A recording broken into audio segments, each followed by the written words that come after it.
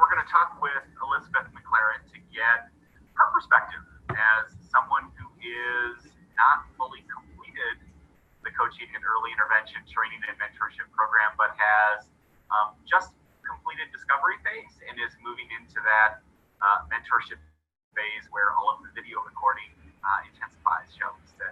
So, Elizabeth, can you tell the folks who are going to watch the podcast a little bit about your experience in Kentucky's early intervention system? Sure. So I'm a developmental interventionist in Lexington, mostly see children in Fayette County, a few of the surrounding counties, and I see children in their homes and in childcare, depending on what the outcomes are, what the need is. I actually just started working in First Steps last spring, so I'm fairly new to home visitation in general, and then, as you mentioned, just finished the discovery phase of coaching. Great. So reflect back on that. I think that there's been lots of chatter about, especially that discovery phase. So talk to me about how manageable that component of the program was to complete, and if you had any strategies, that kind of helped you work through that curriculum. Sure. So I volunteered to be in this cohort. I was really excited to have a new professional development experience, especially being new to First Steps. But I was worried about the time commitment because I had heard that it was a major time commitment and I have another job. And so I was worried about that. But I found that it's very manageable. I like that the assignments, shall we say, are kind of broken up into one thing to focus on per week. So it might be that we're meeting with our teams via video meeting. It might be that we have a chapter to read. It might be that there's an electronic online module to watch. But just having one activity per week has really helped me. And the handy dandy calendar, I have my calendar, and as soon as I finish an activity for the week, then I highlight it and I feel like I've accomplished something. So it's all very organized, and I love that there's only one thing to do per week. I will say I try to finish it every week so I don't get behind, because it could pile up. Yeah, that's good. And we've really used feedback from providers who've been through the program really on an ongoing basis, just to kind of shall we say weed out those that are most important. So good that process seems to have worked for you. Mm-hmm. As someone who's just moving through the program, again, coming out of discovery, getting ready to roll into mentorship, how has your interaction or how you're structuring a home visit changed with children and families, if at all? Mm-hmm. I'd say the very first thing that changed for me was the structure. And so now for most of my visits, the beginning part of the visit is kind of looking back at how have things been going, what have you noticed, checking in on what the family's been doing for the past week, 2 weeks, month, however long it's been since I've seen them. And then moving on to kind of new concerns, new strategies, brainstorming together, practicing together, and then at the end, me being intentional about bringing the caregiver in to say, okay, does this sound like a doable thing for you to work on this week? Or what do you think? Out of what we've tried this session, what do you want to keep trying when I'm gone? Because before I kind of forget to do that. I did change my notes page, so as soon as I leave a visit, I jot down everything that I'm having to sit in to talk. And at the bottom of my notes page, I have on there joint plan. And so it really forces me to think about that, to talk about that with the parent, and then to write it down. And then when I get home, I always text the family to, remind them of the next session. But then I put one sentence summary of what that joint plan was. So we talked about it, and then they also get a text reminder. So I'd say the structure was the very first thing that changed.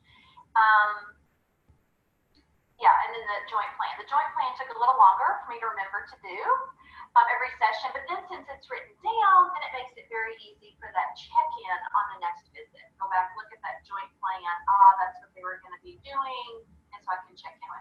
structure is nice. And it's funny, one of the moms actually, when we were at the IFSP meeting the other day, trying to decide how long a visit should be, 45 minutes or an hour, and she said to the service coordinator, she said, oh, I think 45 minutes is good, we check in on things, how they're going, we try something new, and then, that's enough time. I was like, oh, she knows the structure.